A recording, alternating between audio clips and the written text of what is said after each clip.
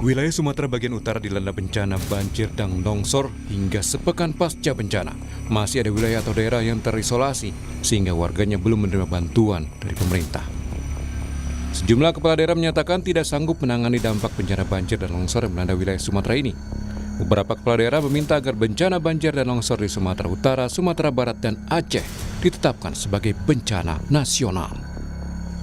Kalau di Kabupaten Nagan Raya Aceh, itu kita ada 5 orang yang sekarang masih hilang. 5 orang yang masih hilang. Dan ada 4 kecamatan yang terdampak. Yang paling parah 1 kecamatan lagi itu masih terisolir sekarang. Kecamatan Betung, Atu, Banggalang ya. Sudah 3 hari yang lalu menandatangani surat tidak sanggup dari segi anggaran menangani banjir ini, Bu. Saya sudah teken, sudah tanda tangani. Jadi oleh karenanya mungkin sama juga dengan daerah-daerah lain di Aceh, dengan kondisi kami yang sangat terbatas, maka kami mohon uluran tangan dari pemerintah pusat maupun dari pemerintah Provinsi Aceh untuk segera membantu penanganan banjir ini, Bu, termasuk pasca banjir nantinya. Kalau menurut kami bermohon kepada Bapak Presiden supaya bencana besar ini dapat ditetapkan sebagai status bencana nasional. Itu memang benar barangkali apa yang disampaikan oleh Bapak dari BNPB, tapi khusus untuk Kabupaten Nagan Raya sampai saat ini itu belum ada bantuan dari pemerintah pusat yang kami terima, Pak. Jadi oleh karenanya saya kira dengan penetapan status bencana nasional ini, maka penanganan akan lebih cepat. Dan kami memang sudah kewalahan sekali dengan kemampuan daerah, sebagaimana tadi kita sudah menandatangani ketidakmampuan daerah. Untuk pemulihan tentu nanti akan kita lihat nanti ada perumahan ya, nanti ada perumahan, kemudian ada infrastruktur, kemudian juga ada areal pertanian, ya tentu ini butuh waktu yang cukup panjang.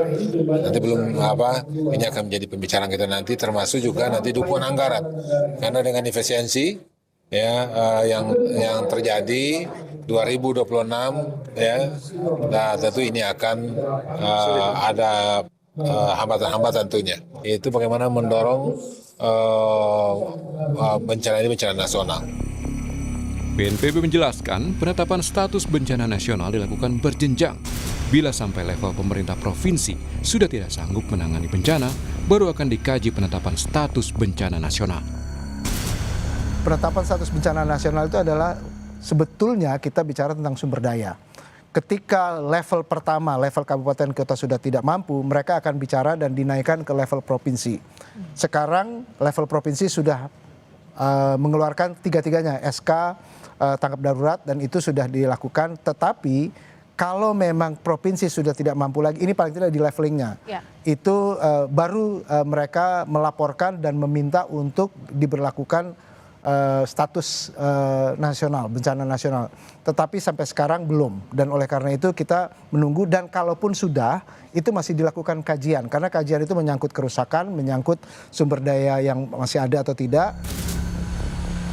BNPB mengakui dan menghargai banyak sekali desakan untuk penetapan status bencana nasional. Namun saat ini, pemerintah pusat juga sudah turun mendukung penanganan bencana banjir dan longsor di Sumatera bagian utara. Tim Liputan, Kompas TV.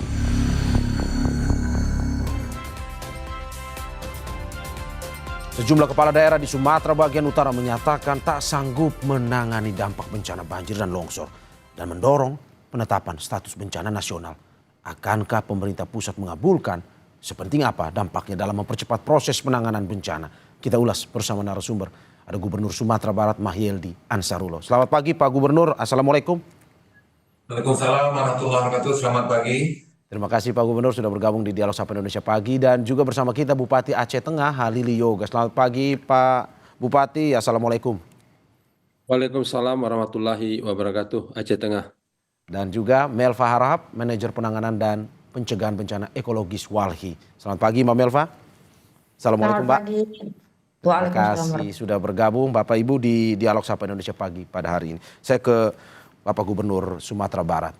Pak Gub, bagaimana Anda melihat update sampai saat ini di Sumatera Barat sendiri? Seperti apa? Apakah memang sampai saat ini dengan kondisi 9 hari ya Pak ya, proses evakuasi berjalan, terus juga bagaimana proses untuk masuk ke daerah terisolasi juga dilakukan.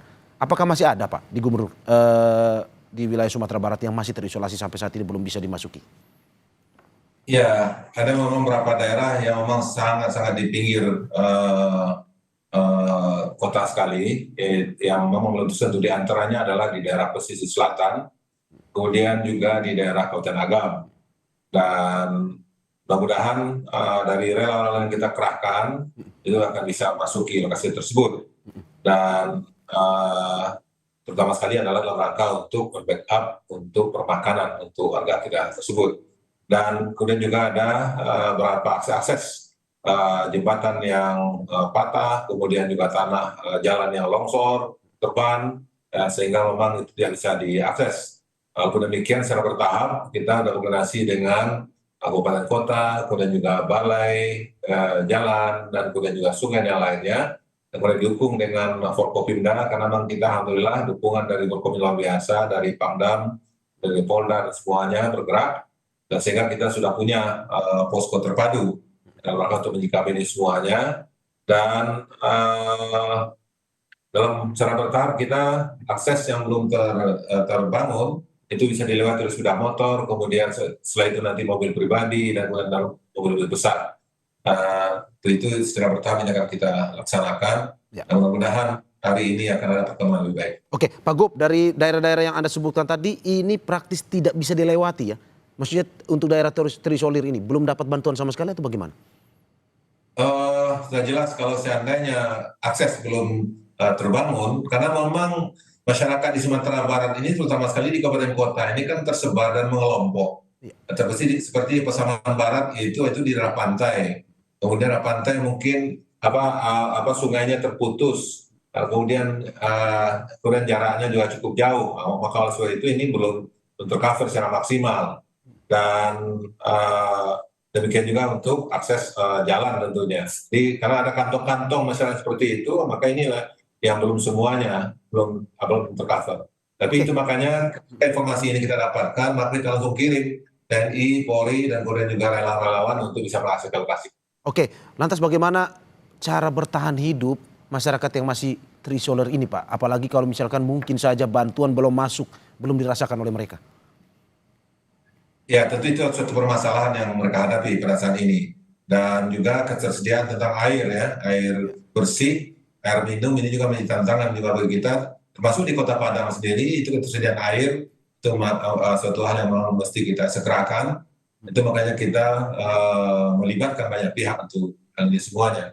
Dan ketika ada informasi-informasi seperti itu, kan sekarang ini ada mungkin mereka punya akses informasi melalui media. Nah, kita langsung turunkan ke lokasi tersebut untuk bisa diakses, dan kemudian sehingga apa yang mereka perlukan bisa terbantu. Dan alhamdulillah juga bantuan ini juga diberikan juga melalui helikopter yang diterbangkan dari Kota Padang, dari BIM ke lokasi tersebut. Oke, saya ke Pak Bupati Aceh Tengah. Pak Bub, apakah ini permasalahan yang sama juga melihat seperti di Sumatera Barat ini? Bahwa di Aceh Tengah juga masih ada kecamatan dan juga desa yang sampai saat ini masih terisolir. Terima kasih. Selamat pagi untuk semua yang mendengarkan kami dari daerah dataran tinggi Gayo. Untuk Aceh Tengah ini memang sampai hari ini kemarin 87 desa terisolir yang belum tersentuh. Tapi hari ini bertambah, semalam ada longsor satu kecamatan, ini cukup parah, cukup berat, bertambah menjadi 104 desa yang belum. Ini belum ada 104 terdampak. desa yang terisolir sampai saat ini? Bertambah kemarin, yang sebelumnya 87, nah sekarang bertambah lagi. Karena baru terjadi longsor yang cukup berat di satu kecamatan. Sehingga hari ini kita melihat sulit sekali kita mendapatkan akses karena jembatan longsor. Dan alhamdulillah beberapa waktu yang lalu kemarin juga ada bantuan lewat pesawat, helikopter, ini membantu beberapa desa. Karena mereka sudah sampai hari ini ada sebagian memasak pisang untuk makanan sehari-hari. Dan itu disuarakan. Ada sebagian dapat jalan kaki, tapi itu dia tempuh 2 hari karena jauh sekali. Tapi itu medannya cukup berat. Dan ini yang membuat kita, daerah kita cukup berat. Yang kemudian daerah Aceh Tengah ini kan aksesnya putus semua, tidak ada hubungan lewat darat, tidak ada, hanya satu-satunya jalan udara. Yang selanjutnya listrik mati, kemudian Telkomsel juga mati, jadi semuanya lumpuh. Nah, sehingga kemarin juga terjadi juga aksi dari masyarakat ke kantor bupati, ribuan masyarakat hadir karena ada sebagian tidak ada beras lagi, BBM. Dan terus kami sampaikan bahwa ini bencana musibah kita bersama, bukan hanya Oke. daerah kita sendiri, beberapa daerah begitu. Oke Pak, di luar bayangan 80 menjadi 100 desa. Kalau kita lihat tadi Anda bilang ada yang bertahan dengan makan pisang dan segala macam seadanya karena aksesnya terputus, Ya. terisolir. Bagaimana cara bertahan hidup? Berapa lama prediksi Anda jika bantuan belum masuk lagi Pak sampai saat ini? Ini waktunya kita mau masukkan alat berat terbatas, BBM juga tidak ada lagi. Maka ini selain daripada kehadiran pemerintah pusat Ya. atau provinsi, ini kami tidak bisa memprediksi. Kenapa kami beberapa waktu yang lalu terus melayangkan ketidakmampuan daerah untuk menangani ini? Karena kami lihat potensi di daerah. Bahkan ada sebagian desa itu 95% rumahnya tidak ada lagi. Bahkan ada yang 80% seperti itu. Jadi kita mengharap memang Pak Presiden juga berat tugasnya. Oke. Pak BPNPB juga berat, tapi mungkin dengan keberadaan dengan ketidakmampuan di beberapa daerah, ini kan menjadi atensi bahwa daerah ini perlu dibantu secara terus-menerus. Oke Pak Bub, daerah ini perlu dibantu secara terus-menerus. Apakah ini kita buka-bukaan saja Pak ya? Ini yang membuat Anda pada akhirnya meminta untuk ditetapkan sebagai bencana nasional. Ya, ini salah satu fakta di lapangan. Kalau ini ditangani oleh kabupaten, tentu ini tidak mungkin. Itu tidak mungkin terjadi. Mungkin provinsi juga tidak sanggup, karena begitu besar. Menurut Anda provinsi juga tidak sanggup Pak? Kalau melihat potensi seperti ini, karena karena kita jalan ke ruas menuju daerah kita kan sulit sekali. Dan kalau ini tidak terbantu dalam waktu 4 hari ke depan, ini nggak tahu lagi masyarakat nanti mereka nanti apakah nanti dapat beras. Ya. Kalau gas kita tidak pikir lagi, BBM juga tidak pikir lagi, yang penting ada beras saja bisa makan sudah cukup. Oke. Karena aksesnya. Ya. Pak Bub, apa yang Anda bayangkan? Apa yang Anda bayangkan jika pada akhirnya ini tidak ditetapkan sebagai bencana nasional, tapi masih berharap sumber dari pemerintah provinsi untuk menembus atau memberikan bantuan kepada mereka yang daerah terisolir? Apa yang Anda bayangkan? Saya membayangkan kan kalau masyarakat kita nanti tidak makan, terus mereka tidak ada obat-obatan, kesehatan, dan semua kebutuhan mereka tidak terpenuhi, bukan saya saja yang membayangkan, mungkin Mas juga bisa membayangkan bahwa begitu berat. Ini rasa kemanusiaan kita. Tapi upaya ini kami melihat beberapa waktu yang lalu ini atensi dari pemerintah pusat cukup bagus untuk mengirimkan bantuan. Nah, kalau lewat udara kita akui memang ini kan terbatas seberapa banyak yang dapat dikirimkan ke daerah kita. Tetapi solusinya sudah mulai semakin hari ada. Tapi ini tidak totalitas, hanya sebagian. Dan alhamdulillah kemarin ada daerah yang terpencil yang desanya habis ada 4 desa, tapi kemarin dapat bantuan melalui helikopter dan itu bahagia sekali kami. Daerah kami bahagia dan mereka ucapkan terima kasih kepada Bapak Presiden yang telah membantu daerah ini. Ya. Tapi untuk hari ini yang terimbas. Masalahnya sekarang yang tidak terimbas juga bermasalah hari ini. Ya. Masyarakat yang tidak terimbas juga bermasalah karena tidak ada lagi stok bahan makanan. Dan ini mungkin ini yang harus segera dilakukan oleh baik pemerintah provinsi dan pusat. Oke Pak Bub. Saya ke Pak Gubernur Sumatera Barat. Pak Gub, apakah apa yang menjadi kendala dan juga situasi di Aceh Tengah ini juga Anda rasakan di Sumatera Barat? Ya jelas tentunya bahwa kesusahan dirasakan oleh teman-teman kami di kabupaten kota, provinsi Sumatera Utara dan kemudian juga Aceh, termasuk juga dialami oleh sebagian masyarakat kita di Kota Padang, Sumatera Barat, untuk kami dan juga kota-kota yang lain. Tentu ini memang harus menjadi semangat kebersamaan kita apalagi dalam rangka untuk rehabilitasi nantinya. Untuk sekarang aja mungkin ada yang mengalami kesusahan. Itu saya kira bahwa ini perlu kajian Oke. pertimbangan Oke, Pak Gub. untuk hal lebih strategis ke depan. Oke, Pak Gub, sama seperti Pak Bupati tadi, kita juga yang mau buka-bukaan juga di sini terkait dengan penanganan selama ini. Provinsi masih sanggupkah atau harus bencana nasional sebenarnya? Berbicara kita masalah kesanggupan, untuk masalah anggaran, kita Sumatera Barat juga sangat terbatas karena 2,6 triliun tahun 2026 ini anggaran kita yang di efisiensi. Jelas kita nggak mampu untuk membangun infrastruktur, apalagi kerusakan kita ini tidak kurang daripada 4 triliun di Sumatera Barat. Kalau itu semuanya pertanian, kemudian juga meninggal, dan kemudian juga beberapa akses-akses yang terputus, longsoran dan semuanya. Jadi kaitan infrastruktur saya kira ini memang sudah yang berat bagi kita, dan sehingga memang, dan termasuk juga kaitan dengan beberapa kebijakan-kebijakan dari masalah kehutanan. Ini kan juga perlu perencanaan secara lebih komprehensif untuk kedepannya. Karena memang ada, kita lihat dari segi peraturan seperti ada mudahnya masyarakat pengguna hak atas tanah untuk bekerja sama dengan pihak ketiga tanpa seizin daripada kita di daerah, gitu kan. Nah, ini adalah yang sempat juga kita protes waktu itu ke kementerian, bahwa ini memang dipertimbangkan, dan ini kan salah satu penyebab tidak terkendalinya penggunaan dan lahan-lahan yang ada di daerah kita ini. Oke, saya ke Mbak Melva. Mbak Melva, bagaimana Anda melihat bahwa Provinsi Sumatera Barat untuk infrastruktur anggaran pun kesulitan, apalagi di Aceh Tengah yang tadi juga sudah bilang bahwa banyak terisolir. Perlukah sebenarnya bencana nasional saat ini juga? Mbak Melva, Anda bisa mendengar suara saya? Sepertinya ada permasalahan komunikasi. Saya kembali ke Gubernur Sumatera Barat, Pak Mahyildi. Pak Gub, hingga saat ini oke, Anda tadi menyatakan bahwa secara anggaran tidak sanggup. Apakah ini bagian atau kata lain dari harus nasional yang ambil alih sebenarnya untuk termasuk anggaran ini? Ya, saya kira mau tidak mau harus ada dukungan dari pusat. Itu makanya saya sudah mengirim surat kepada Pak Presiden dan juga kepada kementerian untuk mengembalikan anggaran yang kemarin di efisiensi. Ya, karena apa? Karena itu saat sekarang sangat dibutuhkan, termasuk juga dalam tanggap darurat yang ada sekarang ini.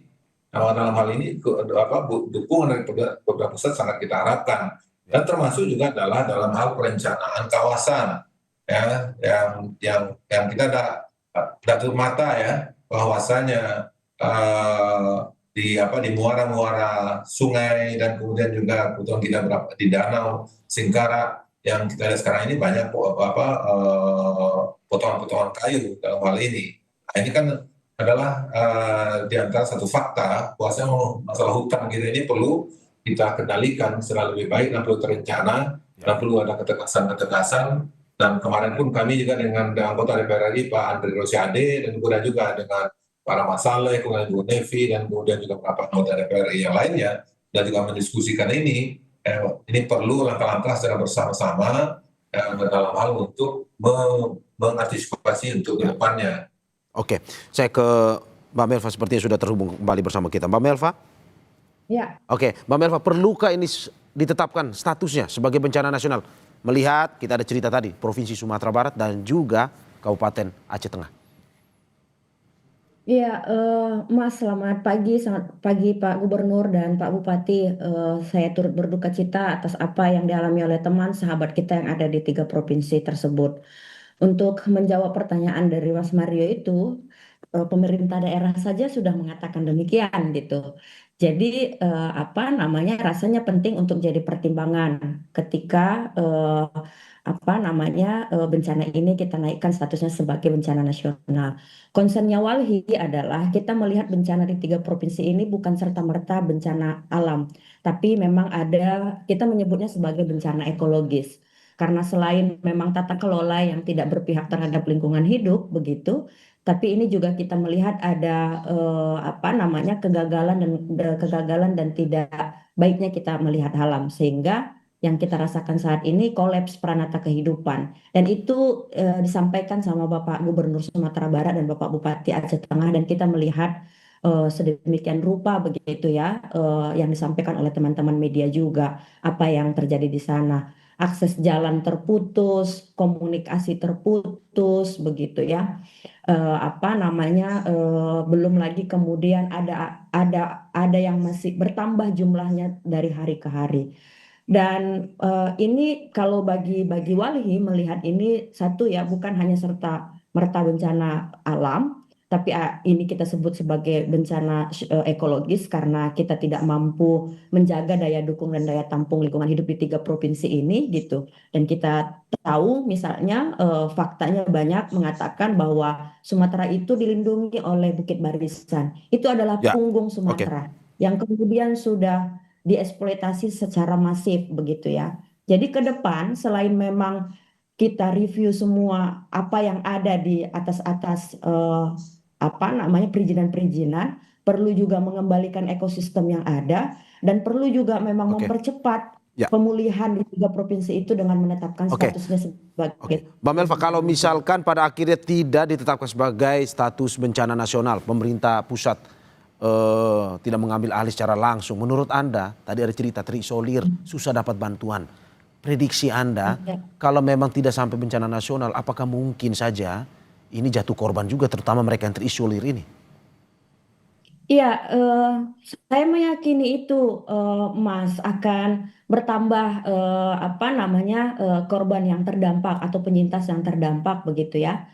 Karena misalnya sampai hari ke-6 dan ke-7, Pak Bupati dan Pak Gubernur juga mengatakan ada masih daerah-daerah yang belum tersentuh begitu. Itu satu. Dan di Undang-Undang 27 tahun 2000 apa Undang-Undang 24 tahun 2007 tentang kebencanaan, kan negara harus menjamin hak hidup dan hak dasarnya warga negaranya ketika terjadi bencana. Bahkan sebelum terjadi bencana harus dilindungi dari apa namanya, resiko-resiko apa yang terjadi ketika bencana. Oke. Tapi fakta yang hari ini itu enggak terpenuhi secara hak dasar dan hak hidupnya. Jadi menurut kita ini nggak perlu lagi jadi perdebatan antara pemerintah daerah, pemerintah nasional, perlu memang mengambil sikap Oke. cepat. Oke. Itu sebenarnya untuk melancarkan distribusi bantuan dulu, Mas. Kita fokus ke humanitariannya. Di luar perizinan-perizinan ada industri eksploitatif di atasnya ya.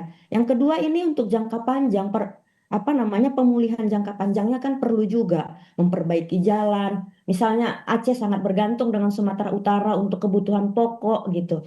Jadi memang harus itu diperbaiki dengan cepat dan dengan mengatakan ini sebagai Oke. bencana Oke. nasional ini menuntut tanggung jawab negara Ya. begitu ya. Saya ke Dan Bupati. Ya. maaf saya Oke. potong dikit Mas, saya tambahi, perlu juga rasanya bukan hanya tanggung jawab negara, tapi korporasi-korporasi yang ada di situ juga harus bertanggung jawab terhadap dampak ekosistem yang dampak ekologis, bencana ekologis yang mereka apa namanya yang kita lihat hari ini. Oke, saya ke Pak Bupati Aceh Tengah. Pak Bupati, kalau misal tadi Mbak Melva bilang mungkin saja akan jatuh korban lagi jika daerah yang terisolir ini tidak segera mendapatkan bantuan. Keluhan seperti apa? Apakah mungkin saat ini mereka sudah keterbatasan makanan yang mungkin disampaikan langsung kepada Anda walaupun masih bermasalah komunikasinya di sana? Memang sampai hari ini Mas Mario, itu di 87 yang kemarin desa yang terisolir, ini kalau kita mendengar yang jalan kaki selama 2 hari 2 malam itu, kita pasti menangis. Kita tidak lagi berbicara status nasional, tapi berbicara secara manusianya.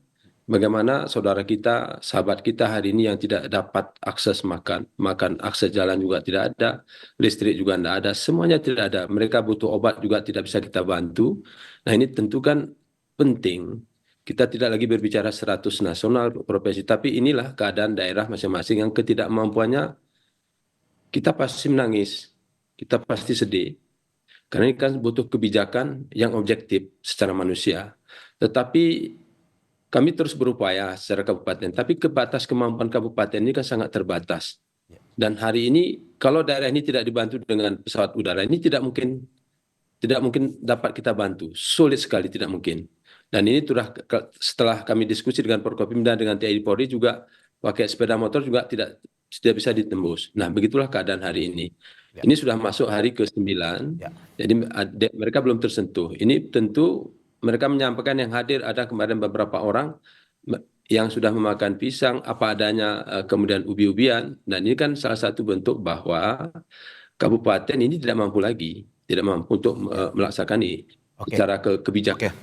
Oke, Pak Bupati, Anda sepertinya sangat terpukul dengan kondisi seperti ini ya, bahwa masyarakat Anda terkena bencana seperti ini, berusaha ingin membantu tetapi ketidakberdayaan itu yang membuat pada akhirnya Anda meminta untuk ini bencana nasional. Seperti itu ya Pak? Ya, ini kan pertama kami juga jom seperti ini Starlink, hanya beberapa tempat saja. Kalau nanti bergeser 10 meter saja sudah kita tidak ada lagi jaringan. Itu untuk level bupati saja. Untuk bupati saja sulit sekali.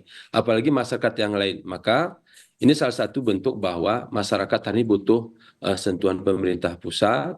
Kemudian kalau kita bayangkan hari ini, kalau akses darat ini tidak bisa dilalui dalam beberapa hari, tentu semuanya kehabisan makan, kehabisan bahan pokok, kesehatan. Kita melaksanakan pelaksanaan kesehatan saja hari ini memang cukup terbatas, obatnya terbatas, bahkan ada masyarakat yang kita layani hanya sekedar tugas daripada dokter untuk dilayani masuk ke rumah sakit sudah, karena keterbatasan. Jadi oleh karena itu kita berharap bahwa semuanya sama. Nanti mungkin Pak Presiden sudah bijak sudah bijak dengan diskusi kita seperti sudah bijak dia. Kepala BNPB juga sudah bijak. Semua menteri, Pak AHY kemarin juga sudah hadir, kemari dan beberapa kementerian sudah hadir. Mereka melihat fakta. Tentu mereka sudah menyampaikan, Pak Menteri ini, para menteri sudah menyampaikan ke Pak Presiden tentang fakta yang ada di lapangan. Satu lagi yang perlu kami sampaikan bahwa memang daerah kita ini kan daerah tujuan wisata. Biasanya Sabtu Minggu itu ramai dan hotel-hotel sudah penuh, biasanya seperti itu. Dan objek wisata hari ini hampir 30% itu hancur semua. Totalitas itu hancur. Nah, tentu ini membuat rasa hati kita memang cukup tidak bisa lagi kita berbuat apa-apa selain daripada berusaha, berdoa, terus berupaya bahwa pemerintah pusat nanti hadir ke semua daerah, bukan hanya ke Aceh Tengah, ke semuanya, seperti itu. Iya. Saya ke Pak Gubernur Sumatera Barat. Pak, kalau misalkan pada akhirnya seperti yang dikatakan oleh Mbak Melva dari Walhi, jika tidak bencana nasional statusnya dinaikkan, mungkin akan ada tambahan korban, terutama mereka yang terisolir. Menurut Anda seperti itu juga, Pak? Ya, saya kira kalau mau makanan tidak bisa distribusikan, obat-obatan juga tidak sampai, dan kemudian juga komunikasi yang terbatas. Apalagi ini dari BMKG terakhir juga menyampaikan kepada kita, bahwasanya ada kemungkinan juga rob yang akan terjadi di daerah pantai. Nah, ini kan juga adalah suatu hal yang perlu kita sikapi segera dan secara bersama-sama. Dan dalam hal ini tentu kita tidak menginginkan akibat ketidakmampuan kita maupun keterbatasan kita, kemudian warga kita meninggal. Sekarang sia-sia keberadaan kita bersama. Nah, sementara kita di sini ada daerah pusat, kemudian dan semua potensi yang kita miliki. Mau tidak mau, saya kira memang harus digerakkan seluruh potensi yang ada untuk bisa tembus ke sana dengan apa yang kita miliki, sehingga memang rakyat terbantu. Dan itulah wujudnya pemerintah, dan itu wujudnya kita mendirikan negara ini, kan itu wujudnya kita. Nah, oleh sebab itu saya kira kalau memang ada terkorban jiwa karena kelalaian dan ketika pertimbangan yang panjang bagi kita, sementara ini mereka tidak makan, mereka tidak bisa memenuhi kebutuhannya, saya kira ini perlu kita evaluasi bagaimana kita dalam hal bernegara dan berbangsa. Ya. Pak Gubernur, berarti menurut Anda segera ditetapkan sebagai bencana nasional, tidak perlu menunggu jatuh korban, seperti itu ya Pak ya? Harusnya begitu. Ya. Oke, Mbak Melva, bagaimana Anda melihat bahwa ini, seperti Anda katakan tadi, jatuh korban tidak ingin dari para kepala daerah ini, bahwa status bencana nasional perlu disegerakan. Pemerintah pusat perlu ambil alih segera, bahwa masih ada daerah terisolir, iya, tapi untuk mengaksesnya pun sangat-sangat susah. Ya, Mas Mario, Bapak Bupati dan Bapak Gubernur, mohon izin. Sebenarnya kan bencana kali ini juga harus kita sikapi sebagai keputusan politik begitu. Karena apa yang kemudian didapat dari keputusan politik itu adalah respon cepat pengerahan semua tenaga, sarana prasarana yang dimiliki oleh negara begitu untuk memulihkan kehidupan, peranata kehidupan yang ada di 3 provinsi itu.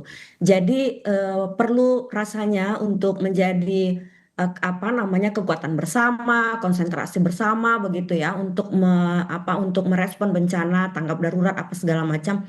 Sebenarnya ini masalah kemauan kalau menurut kita di organisasi masyarakat sipil Walhi dalam hal ini ya, bahwa ini momentum untuk mereview kembali bagaimana tata kelola kita dalam merespon bencana.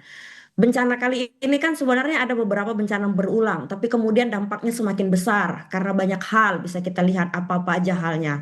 Apakah daya dukung daya tampung lingkungan hidupnya yang tidak berpihak lagi, begitu. Ada anomali cuaca yang terjadi pada saat ini akibat krisis iklim, begitu. Lalu kemudian ketidaksiapan kita dalam merespon bencana. BNPB sudah punya peta rawan bencana, tapi nggak pernah jadi rujukan dalam melakukan pembangunan dimanapun, begitu. Jadi banyak hal, banyak PR, dan ini menurut kita adalah keputusan politik yang harus diambil pemimpin negara, baik nasional maupun daerah, dan menjadi konsentrasi bersama mengerahkan semua kekuatannya untuk melakukan pemulihan. Sangat panjang pemulihannya memang, Oke. Pak Gubernur mengatakan Ya. juga akan panjang, Pak Bupati juga mengatakan sangat panjang, tapi ini perlu menjadi politik pengambil keputusan keputusan politik dalam merespon bencana ini. Oke, Dan Mbak itu Melva, harus apakah jadi menurut concern Anda, kita bersama. oke, apakah menurut Anda apa yang disampaikan oleh Gubernur Sumatera Barat dan juga Bupati Aceh Tengah ini menjadi perwakilan bahwa seluruh bagian daerah di Sumatera bagian utara ini juga sama ingin segera ditetapkan sebagai status bencana nasional? Saya rasa Mas bukan hanya sekedar menyatakan sebagai status bencana nasional supaya semua dikerahkan ke situ gitu ya. Tapi yang perlu yang menjadi semangatnya adalah yang disampaikan sama Pak Gubernur sama Aceh, pengen pulih cepat. Kita ingin bangkit cepat dari bencana ini begitu. Kita ingin bisa melakukan aktivitas bekerja, belajar, bermain di 3 provinsi ini gitu. Dan itu harus punya konsentrasi dan butuh keseriusan dalam merespon ini. Jadi selain status bencana itu mempercepat pemulihannya, tapi kemudian adalah koordinasi harus bekerja juga menurut kita antar pemerintah daerah, provinsi dan nasional. Itu menjadi hal yang harus diseriusin dan harus diambil sikapnya. Dan kalau itu nggak kita seriusin, maka kita akan mendengar bertambah lagi ternyata desa yang terisolir, bertambah lagi korban jiwa yang terisolir, dan masih ada kemudian beberapa daerah yang terdampak yang ternyata belum kita bisa pastikan sampai Oke. hari ini. Harapannya memang besok sudah Oke. tidak ada lagi Oke. jumlah korban Ya. desa yang bertambah terisolir dan sebagainya dan sebagainya. Gitu Mbak, Mas. Saya yang kasih concern. terakhir kepada Pak Gubernur dan juga Pak Bupati, singkat saja apa yang menjadi keluhan dan sampai saat ini apa yang ingin disampaikan kepada pemerintah pusat. Pak Gubernur silakan. Yang pertama, karena efisiensi, maka kita perlu dukungan anggaran Ya. yang lebih maksimal lagi. Ya. Infrastruktur kita, sekolah kita, rumah ibadah kita, dan kemudian juga puskesmas dan sesuatunya yang mau mesti dibenahi. Samping juga dengan darurat yang sekarang ini. Dan saya kira barangkali mungkin kalau bukan bencana nasional, barangkali mungkin juga bisa bencana regional Sumatera gitu. Sehingga memang barangkali mungkin ini juga menjadi langkah-langkah yang lebih konkret lagi untuk mengerahkan segala potensi yang dimiliki oleh pusat. Oke. Ataupun juga kita di Sumatera ini. Insya Allah mendengar cerita Pak Bupati tadi, maka kita juga akan bersinergi dan juga akan menggerakkan potensi-potensi yang kita miliki Sumatera untuk backup Aceh, Pak Bupati. Dan insya Allah juga kita akan gerakan juga perantau-perantau kita untuk bisa bersinergi dalam rangka untuk melapangkan dan meringankan beban yang dihadapi oleh warga kita. Oke, Pak Bupati singkat saja, boleh apa yang ingin disampaikan? Pertama mungkin anggaran ya, anggaran untuk tanggap darurat ini perlu dipertimbangkan ditambah. Yang kedua, akses jalan darat ini penting sekali karena seberapa banyak pun ini bantuan cukup besar dari luar tapi tidak bisa disampaikan. Yang ketiga adalah maunya ada satu standby helikopter yang bisa membantu ke desa-desa yang terisolir. Karena kemudian hari ini bahan pangan, obat-obatan ini sangat mendesak. Mungkin itu yang sangat mendesak yang perlu kami sampaikan pada Bapak Presiden dan pada para menteri yang mendengarkan suara kami. Terima kasih. Oke. Ya, terima kasih Bapak dan juga apa yang disampaikan ini semoga bisa didengarkan oleh pemerintah pusat untuk nantinya bagaimana bersinergi dengan pemerintah daerah untuk cepatlah Pak. Ini selesaikan bencana terutama memberikan bantuan kepada mereka yang terisolir yang sampai saat ini masih terus meminta uluran tangan kita semua. Terima kasih sekali lagi Gubernur Sumatera Barat Mahyildi Ansarullah atas apa yang disampaikan. Bupati Aceh Tengah Haili Yoga dan Melva Harahap, manajer penanganan dan pencegahan bencana ekologis Walhi. Kita berharap ini cepat selesai. Dari keluarga Kompas TV turut berduka atas kejadian ini. Terima kasih Bapak Ibu, sehat-sehat selalu. Terima kasih Pak Mario. Saudara jangan kemana-mana, Sapa Indonesia Pagi akan segera kembali dengan informasi lainnya.